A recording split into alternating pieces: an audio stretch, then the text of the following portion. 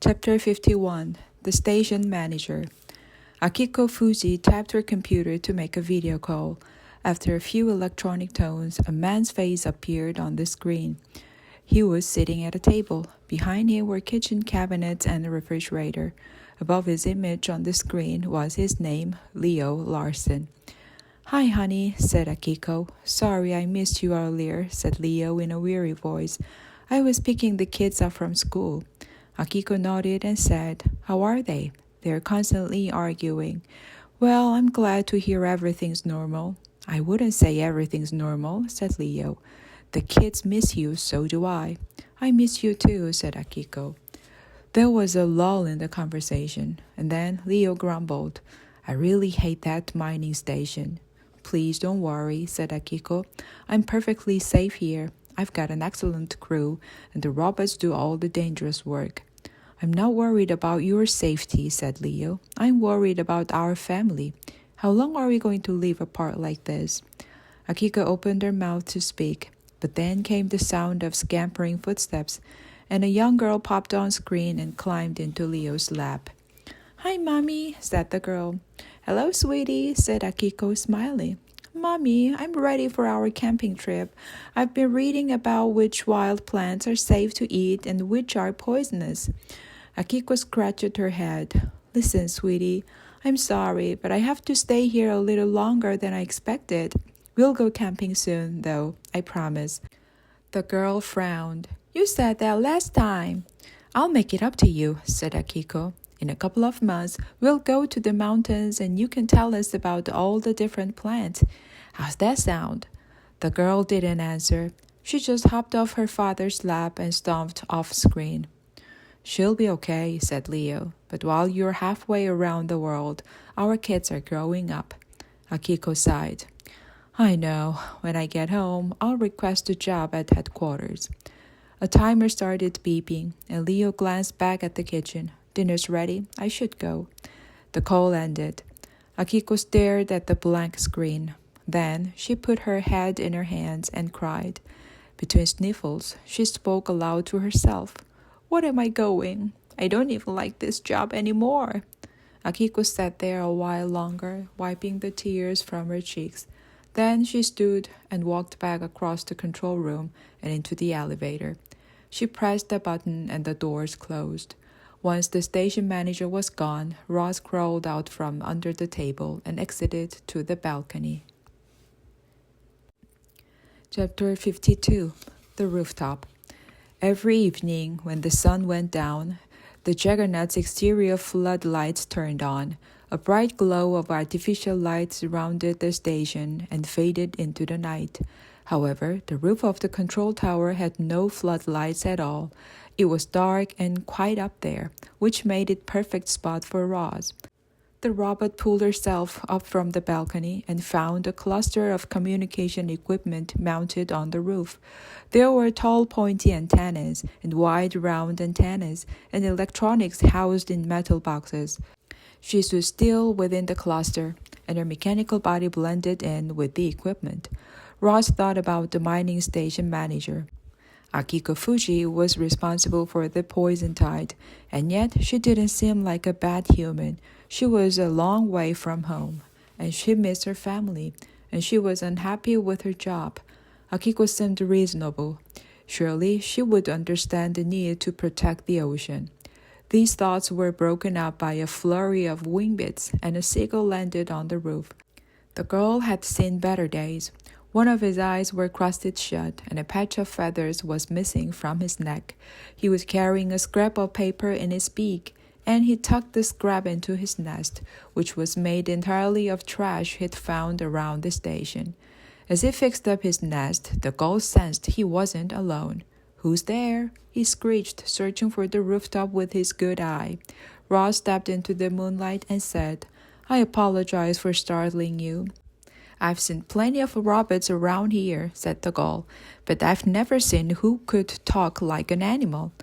"I am not like other robots," said Ross. "I live with animals on a wild island, and I have come here to stop the poison tide." The gull studied Ross more carefully. "Hold on, I've heard of you. The other day, a flock of terns was squawking about some wild rabbit who was on a mission to stop the poison tide. I didn't believe a word they said, but here you are. Here I am, said Ross in a friendly voice. But why are you here? Said the gull, and he pointed south. The poison tide starts a day's flight that way. The poison tide actually starts directly beneath us, explained Ross. This is a deep-sea mining operation. It is creating huge clouds of toxic dust that travel far through the ocean before rising to the surface. Really? Said the gull. Well, if you want my opinion, I think you should leave the poison tide alone. It's been great for me. I found a beach that's covered with dead crabs. I've never eaten so good in my life. You should not eat those crabs, said Ross. They could be poisoned. You know, the crabs do taste a little funny, and I haven't been feeling so good lately. The gull scratched at his bare patch of skin. His name was Nimbus. When the mining station had first arrived, gulls had crowded onto its rooftops and ledges, but then came rumors about the poison tide, and the other gulls started taking off, and soon only Nimbus was left. Ross and Nimbus chatted well into the night, but eventually the gull yawned and said, If I don't get enough rest tonight, I'll be a real grump tomorrow. Then he snuggled into his nest and fell asleep. Early in her life, Ross knew very little about the night sky, but now she looked up at a million points of light and recognized them all. Spaceships and space stations and satellites, stars, planets, meteors, galaxies, the moon and the aurora. Those glowing objects swirled overhead until the eastern sky started growing brighter. At daybreak, the humans stepped out from their living quarters and another workday began. Ross heard muffled voices in the control room below. Further down, on the main platform, two men disappeared into a stairwell that descended to the station's lower levels. On a walkway, a woman gave orders to a group of bosun robots, who then marched off to complete their tasks. 6. That was the number of humans aboard the Juggernaut. It took only 6 humans to run that entire deep-sea mining operation. Together, they managed the station and the computers and the machinery and the robots and the drone. Reader, I'd like to turn your attention to that last piece of technology. A soft buzzing filled the air as the drone rose up from its platform. It floated over the station, inspecting equipment, communicating with robots, and searching for anything out of the ordinary. It glided from machine to machine, from building to building, and then it headed for the control tower. Our robot was well hidden within the antennas, but the drone was designed to notice every little detail. And as it floated up over the tower, it came to a sudden stop above Ross. Chapter 53. The Intruder. Ree! Across the mining station, alarms were blaring and lights were flashing red. Nimbus jolted awake. The gull looked it from the drone to the robot and squawked. What did you do? Nothing, said Ross. Well, get going. The other robots won't be long. At that, Ross dashed out from the antennas and leaped off the control tower. She arced through the air and down to the roof of the next building. From there, she leaped to a lower building, and she dropped onto a walkway, and she ran across a platform. But wherever the robot went, the drone followed. Nimbus raced after the drone and tried to stop it. He kicked it and pecked it and beat it with his wings. The sky is no place for a machine, he squawked. But the drone easily pushed past him and continued following Ross. Stomping footsteps echoed through the buildings and powerful voice boomed, Warning! Intruder! Warning! Intruder! The bosun robots couldn't keep up with the wild robot, but the drone tracked her every move. She was sprinting across the main platform when the bosons finally surrounded her. There was nowhere left to run. Ross remembered that she could fight if she wanted to, but she didn't want to. Even then, she was convinced there was a better way. Alarms blared all around. The drone buzzed high above. Ocean waves crashed far below. Waves. Our robot's only escape was to dive into the waves. She sprinted for the edge of the platform, and before the bosons could reach her, she leaped. Once airborne, there was no turning back. She soared off the station and plummeted down, down, down toward the ocean. But Rose never touched the water, because just when she was about to plunge into the waves, the hydro robots rose to the surface, and a giant robotic claw snatched her out of the air. Chapter 54. The Prisoner. There had never been an intruder aboard the Juggernaut, and it was poorly equipped for its first one. The station didn't have a jail, but the intruder had to go somewhere. The humans decided to lock the intruder in an empty room, with the boson robot standing guard. It was the best solution they could come up with. Boson 10 carried Roz through hallways and stairways and into an empty room. The walls of the room were bare except for a small round window in the door and another small round window overlooking the sea. "Do not attempt to escape," said Boson 10. And then he stepped out and locked the door. His heavy feet settled into place as he stood guard in the hall. That room was now a jail. Our robot was now a prisoner. Chapter 55. The Conversations. Footsteps came echoing down the hall toward Roz's jail room, and two faces appeared in the door window. One face belonged to Akiko Fuji, the mining station manager. The other face belonged to George Stammertalk, the assistant manager. They stared at Roz through the window and quietly spoke to each other.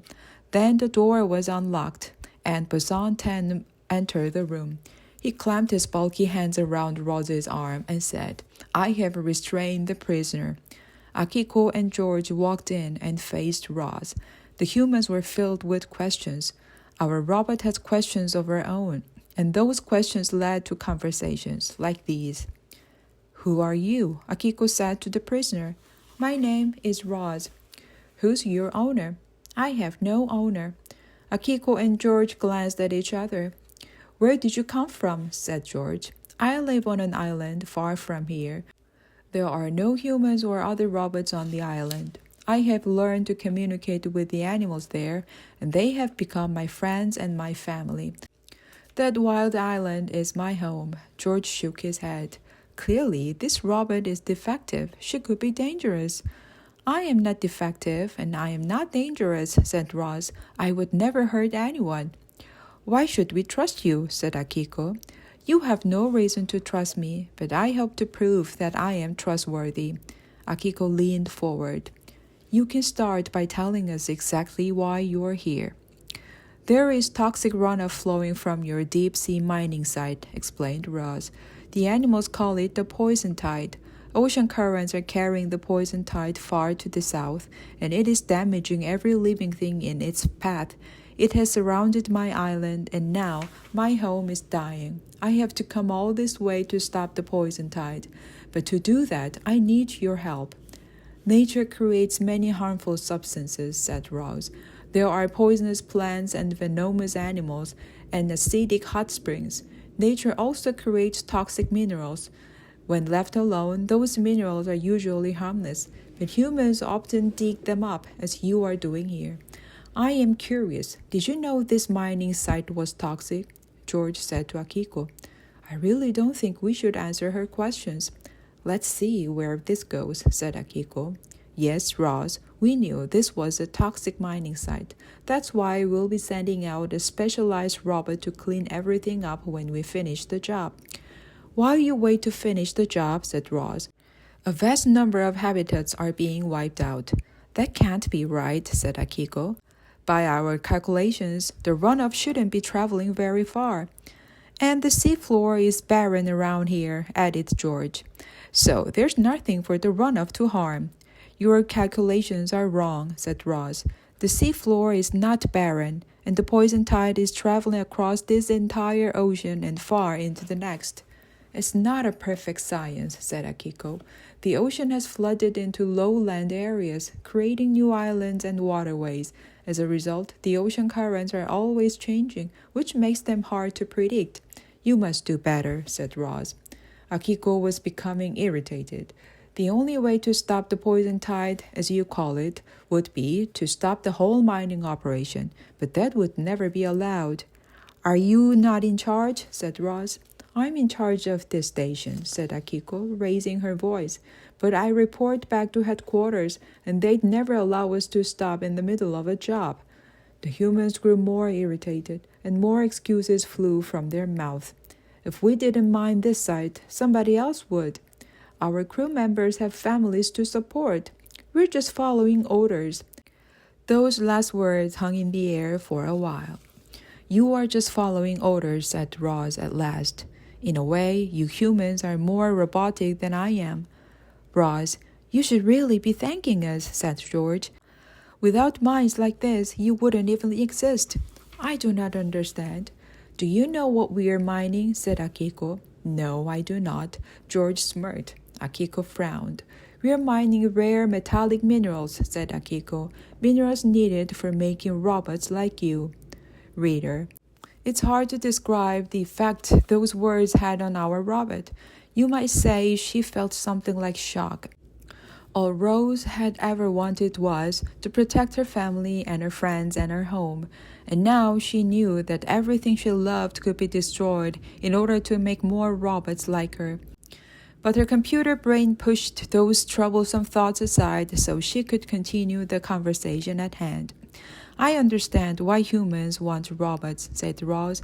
However, I do not understand why you are willing to ruin the ocean to make them. We don't want robots, said Akiko. We need them. Robots build power stations and perform surgery and grow food. Humans are totally dependent on your kind, but it's getting harder to find the metals we need to make robots. So we do what it takes to get what we need. We try to work responsibly, but mining is a dirty business. Can you believe we have to convince a robot why robots are important? Said George. Can you believe I have to convince humans why their own environment is important? Said Ross. We know the environment is important, said Akiko. George and I both have children, and we want the world to be healthy for them. So here's what I'll do. I'll send the hydros down to thoroughly inspect the runoff. If it's as bad as you say, we'll try to fix it. How's that sound? Our robot's eyes glowed brighter, and she said, That sounds reasonable. Thank you.